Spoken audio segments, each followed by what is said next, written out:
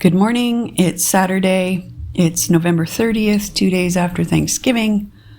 And I'm on my second podcast here of This Awakening Life. I'm hoping to publish once a week, but I'm not set on what day of the week yet. So it hasn't been a week yet. Yay! And my one goal of doing something at least weekly seems to be happening so far. On episode 2. And today I wanted to unpack the idea of awakening, since I did call it This Awakening Life. What the heck does that even mean? So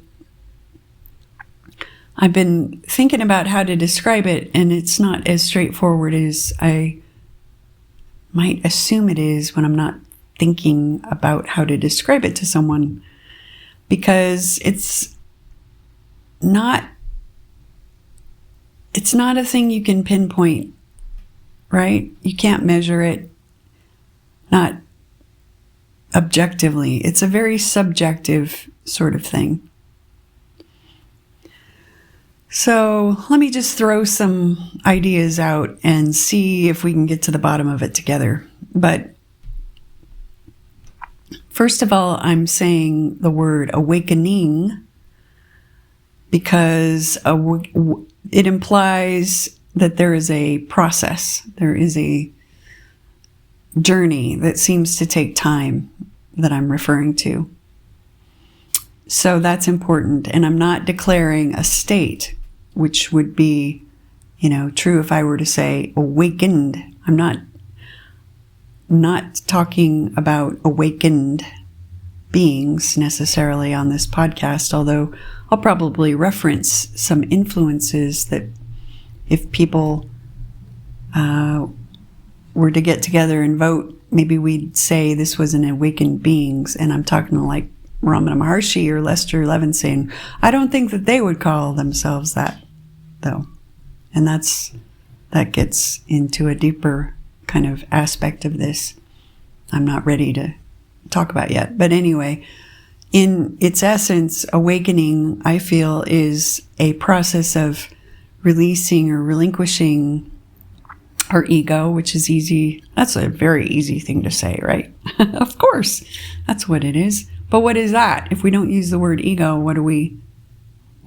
and by the way, semantics can really trip us up here when we're not rigidly following a particular lexicon of a particular path, because we use words different ways. So anyway, getting back to relinquishing the ego.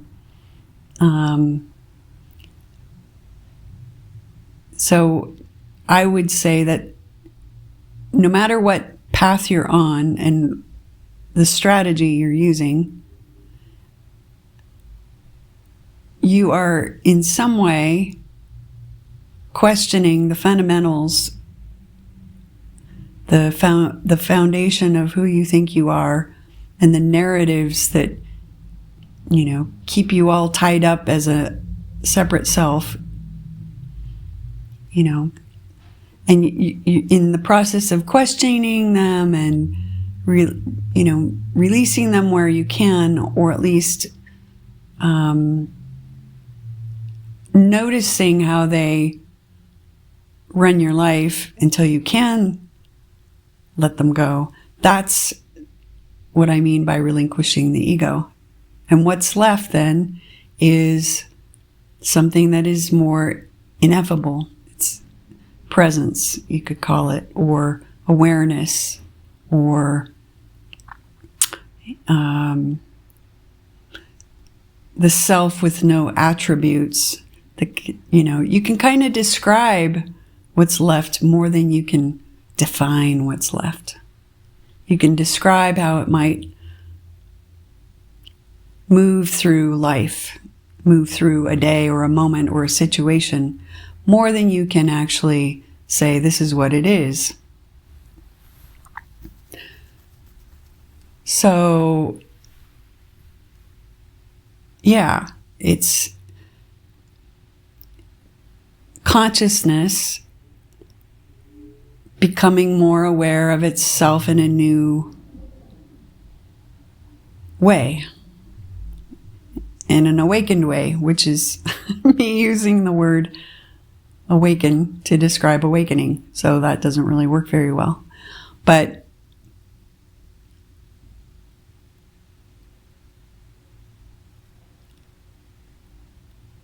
the earmarks of awakening would be that, or at least by my definition, would be that I am, and I can be personal here, I'm less motivated in life, less influenced by the old tendencies that would kind of hijack the system, as I like to say.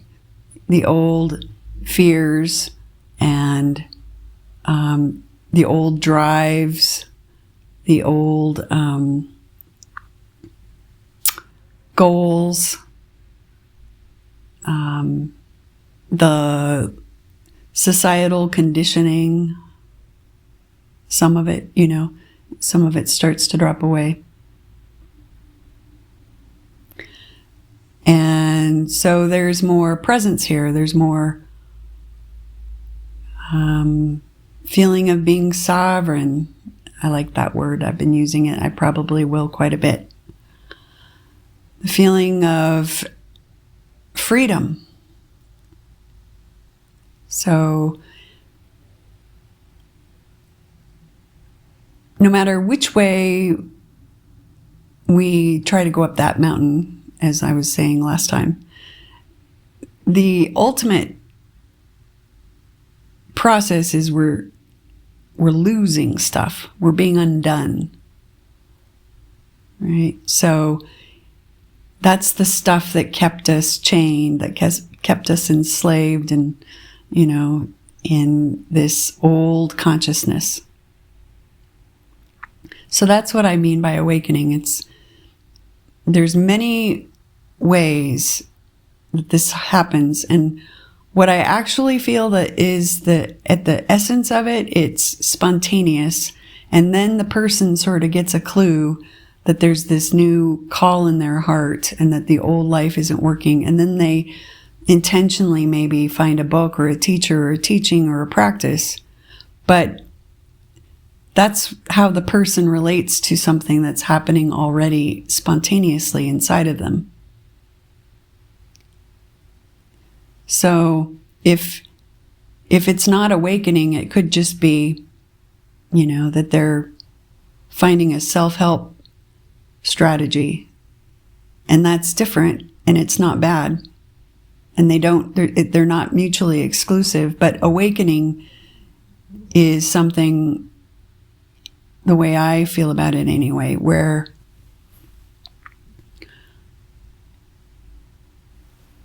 these questions that we grapple with and this purpose of being here, and the question around the nature of reality, that moves towards the front of the line in terms of our preoccupation.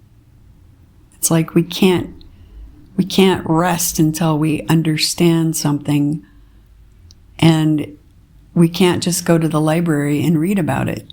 We have to be it. We can have a lot of knowledge about awakening. We can have a lot of biographies of awakened beings in our, on our bookshelf, and we can read them all, and still that's not enough. It's not something we can learn about. It's something that happens to us. And so when there's an awakening life, there's a lot of friction, because at the beginning, perhaps, because for a long time, the ego part of us is still in charge, and what awakening does to a life is not convenient to an ego.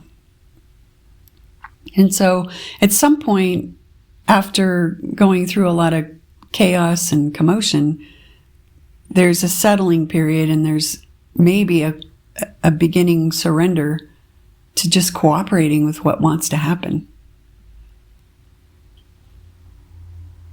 So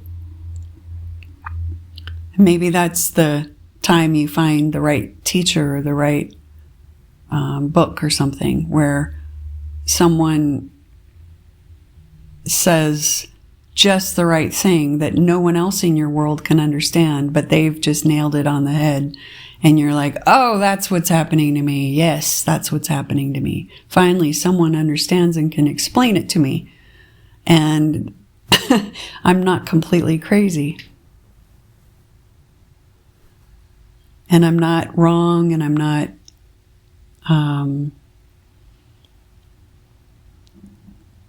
not lost completely. I may be confused and have some pain and all of that, but someone else has done what I'm doing, because I can tell by the way they describe what they're talking about. I've had those same thoughts. I've had those same inklings and those understandings, that insight, that visceral, kinesthetic knowing. So anyway, that's often a phase, and it's a very welcome phase when you start to realize that awakening is a thing, and that's what you're inflicted with. It's not like a weird mental disorder, although it can feel like that, and it can have similar trappings sometimes. It's a process. And so why is awakening then sometimes like a mental illness? Because we have to actually expose parts of our mind that we've dissociated, that are steeped in fear and shame and guilt and anger and rage and murder. And old vasanas, as they say in the Hindu, in the East, these old tendencies, these very pernicious and persistent dynamics in us, or energetic dynamics that keep us compelled to recreate these patterns over and over and over and over again. So all of that has to be excavated and brought to the light, so to speak. And that's the idea of awakening, is that those are the manufacturing components of the dream, of that dream state where we're not sovereign, we're not free. We're basically robots that are being controlled by programming. And so we awaken by, looking under the hood. What's really happening under there? What's really been driving me? And so then what is a spiritual path? It's a strategy. That was a word that Adyashanti used. And I loved that, because it completely strips the idea of a spiritual path from any sort of moral hierarchy, right? So I like the idea that there is a path for every person. That's certainly what the Course in Miracles even says, right? There can never be a universal path, but there is a universal experience. So it's a strategy for undoing this unconscious conditioning, this unconscious content that is at its core separate, believing it's separate from God. That's and God is a loaded term.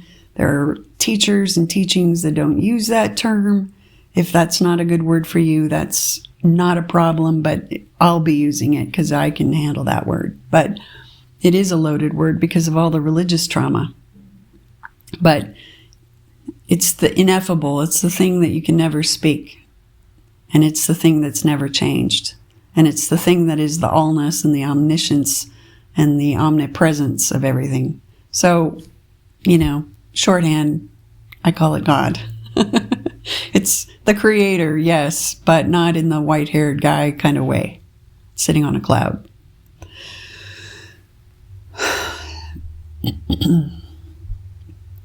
Now, there's lots of differences between spiritual paths too. And I'll be referencing a framework that I have steeped in for many, many, many years that is given to me by A Course in Miracles, and also especially the teachings of A Course in Miracles that come through Ken Wapnick, because I feel like his system, his way of articulating what the Course is about, and also his emphasis of different aspects of the Course in Miracles feels very true to me and very helpful to me. But even using the same book, people are going to come up with different interpretations, or they may emphasize different things, or they may, So I'm not assessing anybody else's perspective or declaring one better than the other. I'm just going to always speak from my own experience. So a spiritual path is a strategy and often has a framework, a metaphysical framework that you can apply to different scenarios that you need to understand differently in order to awaken, or that are going to just help you go through what you're going to go through.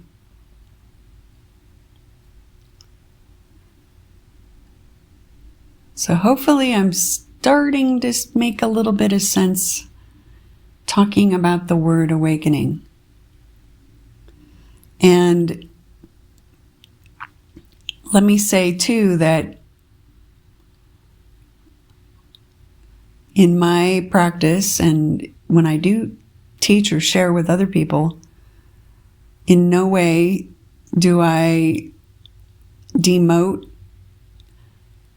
things that are helpful and practical in the 3D world. And what I mean by that is we're all here living our lives and dealing with our predicaments and our illnesses and our, situations.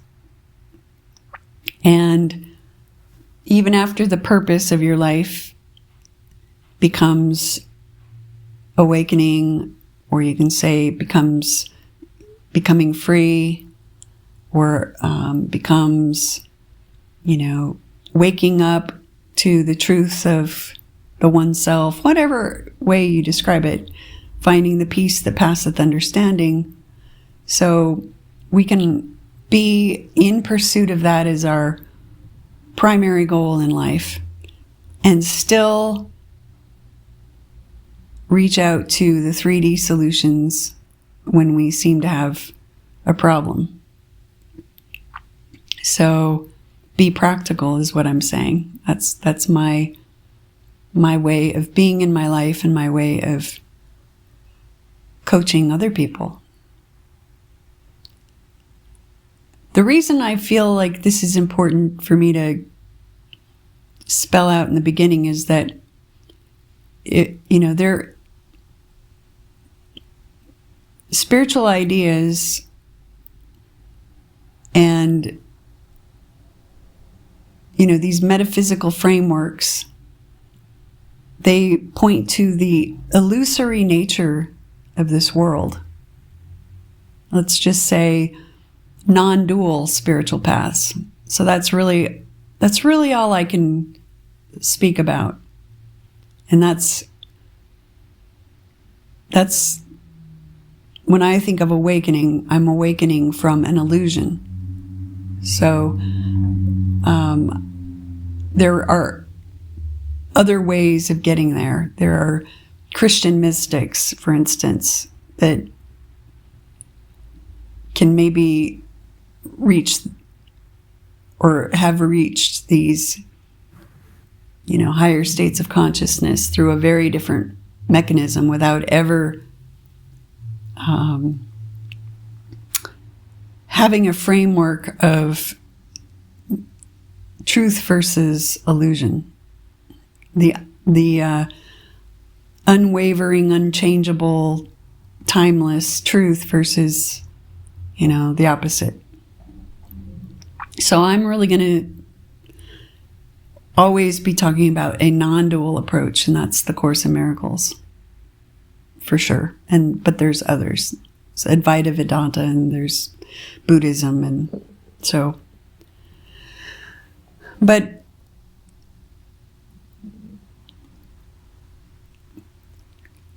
operating with this new purpose of undoing the illusion in my own consciousness does not require that I turn away from all illusion in my world. That's my perspective.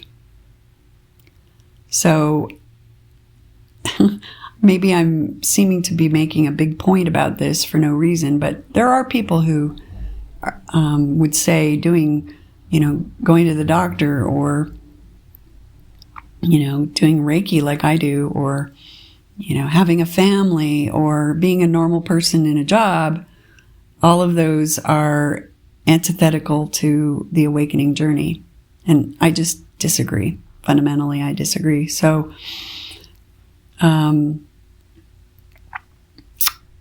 in my view, if this is all an illusion, then to resist it is just making it real.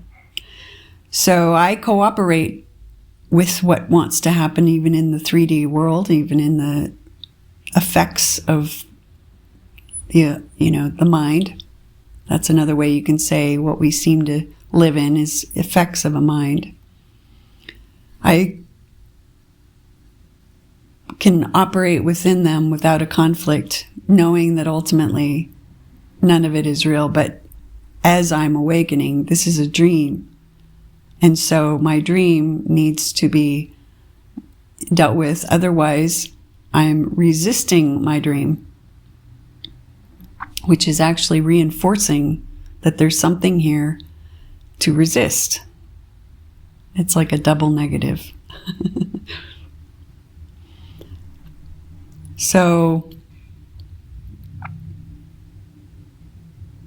hopefully this isn't too confusing right off the bat. But awakening would be that over time, I'm in the world, but not of the world, as Jesus said,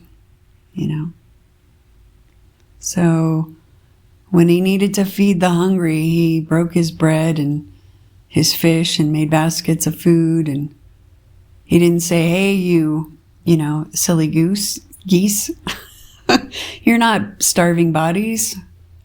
And there are no fish and bread loaves. He did what was helpful. And so that's what I think is a good model to follow. You take the middle way. And Buddha was an example of somebody who tried to go the ascetic route and deny his body any reality, deny it food and water, and he got super skinny and weak, and it didn't wake him up. And so he also kind of found this middle way. And so the relinquishment that I'm talking about is the mind. It happens inside of us. It's not a relinquishment of the forms of the world. Those drop away, when they drop away, if they drop away. But we don't need to decide. We don't put ourselves in charge. That's just another way of trying to manipulate the dream.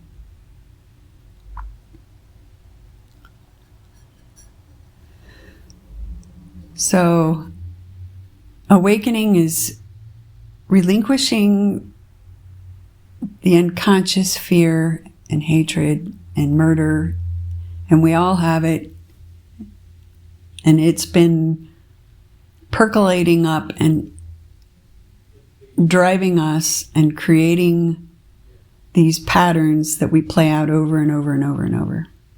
So it's like, instead of continuing to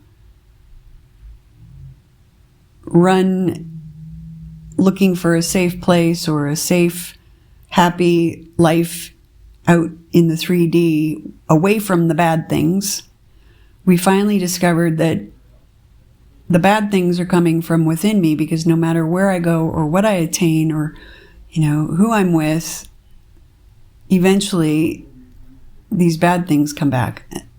And we get on to the idea that they're actually coming from us. They're not happening to us. They're coming from us.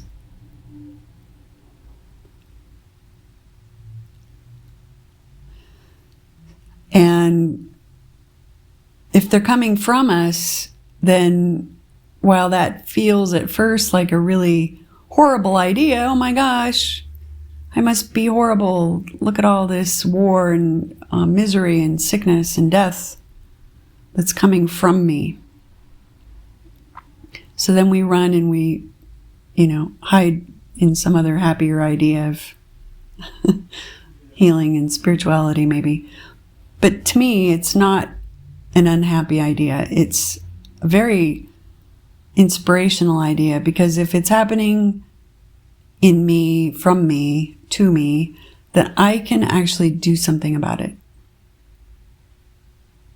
Instead of feeling a victim.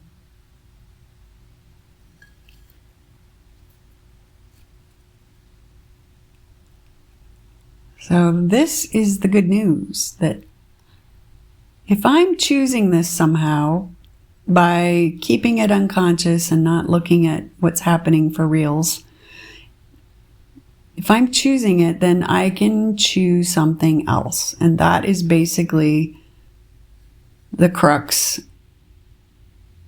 the cornerstone of what makes a spiritual path work. Somehow I'm being invited to choose something new that I haven't been choosing.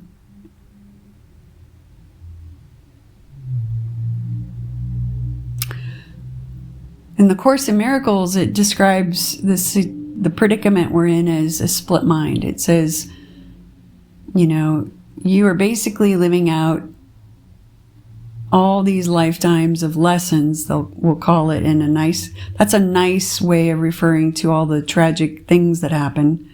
We'll call them lessons now because they have a new purpose, because we're going to wake up. You're basically living all this stuff out, but it seems like it's taking lifetimes and eons to happen, and that awakening is very distant in the future. But really, this is a little teeny tiny blip in all eternity, so nothing's really happening. And it says that the truth is actually in you also. It never went away. In fact, it is you. And you've just put your thumb on the dial, so to speak, and stayed fixed on the ego channel. So if you're a radio and all you play is the ego's droning misery over and over and over again. So at any time you decide to, since this is your choice, you can make a new choice. You can change the channel. And that's symbolized by us becoming sincere about a spiritual path. We're willing to change the channel. Now, does it act like a radio where we just suddenly get to hear something beautiful instead of something awful? No, it's not like that. So when, all metaphors are flawed, and so that's a way this radio dial metaphor breaks down. But once we do change the channel, or have an inkling that we like to change the channel on a regular basis when we're suffering, the process is underway. The process of awakening is underway. So then we have a new awareness that starts to come in, or a new sense of being helped and guided. Both of those things, actually. And that's the divine intervention that I was referring to. If you ever heard any of my last audio or podcast episodes, I called it divine intervention, because when we change that channel, well, just by being willing to be wrong, or being willing to live my life for a new purpose, or being willing to admit that my life isn't going the way that I wanted it to, and it just doesn't work, and there must be a better way, in that kind of stopping of just going full bore ahead in the old dynamic, in that stopping and being, at least in a questioning kind of way, there must be a better way. We're changing the channel, and we're inviting in this other part of our mind. But we don't know that it's our mind. We think that it's maybe something external to us, like angels or teachers or teachings or books called A Course in Miracles, or,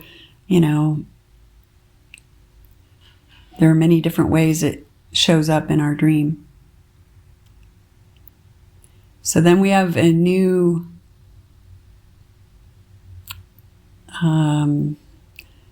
voice we can listen to, a new teacher that we can begin to appeal to for help, a new perspective, perhaps.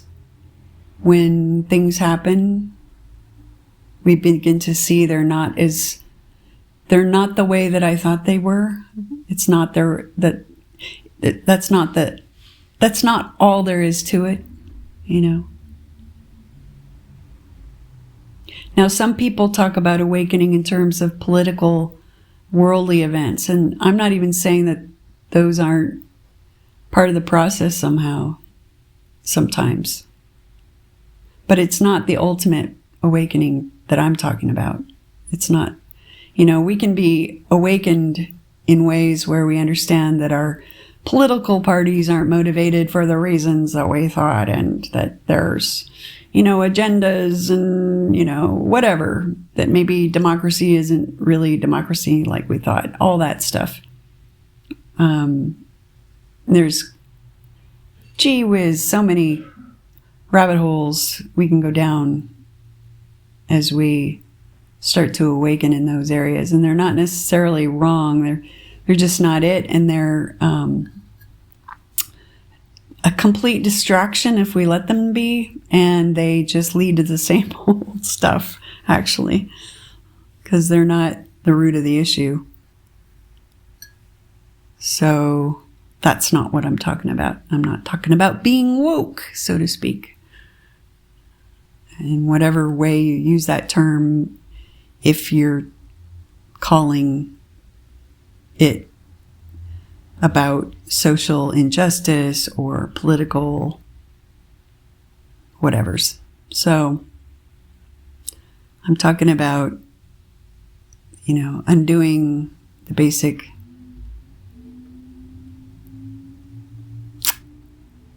identity that we believe we are.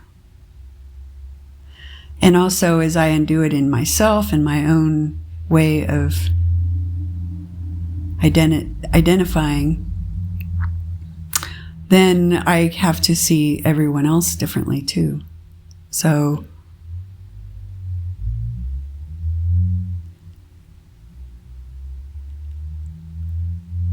and ultimately we're moving into, this is what we love about the awakened beings, most of them. Their peace, their happiness, their joy. It's not that they don't live in the same, same world. They do. Well, they do and they don't. So you can be sitting next to someone and having a completely different experience because their consciousness sees things differently. And also, the suffering was never from the circumstances around us. The suffering was in our relationship to the circumstances. And that is an inside mechanism. So when they've emptied themselves of that dynamic, those separate egoic dynamics, they're not impacted in the same way that we are. But they also aren't manufacturing these dynamics, so things tend to go smoother. If I'm not requiring punishment, then there isn't something scary around every bend in the road. And that's because something unconscious is not there anymore.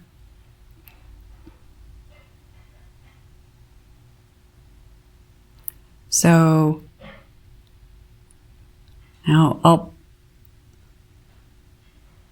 talk about all of these things in more depth, but the point of this talk was just to unpack the idea of awakening, that this is a spiritual idea or a non-material, which is what the word spirit implies, non-material awakening, not about what's happening in the world, but something much more innate to my beingness, my existence, what's happening in me, my relationship to the idea of me and what seems right now to be outside of me, but is going to be seen more and more to be a reflection of what's inside of me. So I'm cleaning up. I'm cleaning up my unconscious.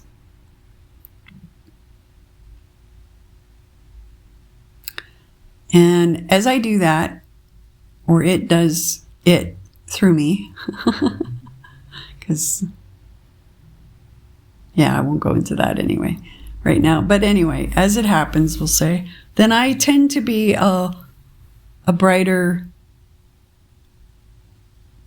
more joyful, more peaceful, vibratory being that other people get helped by, even if I'm not directly teaching them. It's just frequency. It's consciousness. Because, it's really not about our words or our books or our forms. Those are all how it can take shape, but they're not the essence. So we become, part of a bigger plan, the giant orchestration, the atonement plan, of course, Course in Miracles calls it. And right from our own living room, we are helping an awakening process. Everything I say is a lie because everything I say is symbolic, which means it's not really it and you can poke holes in it, right? That's what language, that's the weakness of language. It's inherently a separation tool, the Course says. And so we have to listen with an eye for the feeling underneath and whether it resonates or disturbs. And if it disturbs, what's the disturbance? But the words themselves can always be picked apart. And so then it's not very, it's not very productive to just argue about stuff. In fact, that's just a waste of time. And it's also falling into the trap. It's just the trap of the world, and that's what it loves. That's how it keeps going. It's like instead of deciding I'm having a bad dream, I'm being chased by a scary bear, I better wake up. Instead of doing that, I say, no, let's go see if there's a place to hide. Let's go see if we can get a gun, That's just keeping the dream going, So I kill this bear and the whole family of bears comes. And that's that's kind of what this dream is about. I never get away from it. I just keep running faster with more weapons and defenses. And, you get the gist. So anyway, this is going to be about awakening, and I hope this gave you a sense of what I mean by that. Or if you already thought you knew, I hope maybe it maybe maybe inspired you in a new way, like there was a nuance or two that you hadn't thought of before. And of course, if you have your own thoughts, you can comment them on YouTube. And yeah, I hope that you have a beautiful rest of your weekend and week. And we'll see what I talk about next time. But I'm glad I'm doing this, and I hope you tune in. All right. Take care. Bye-bye.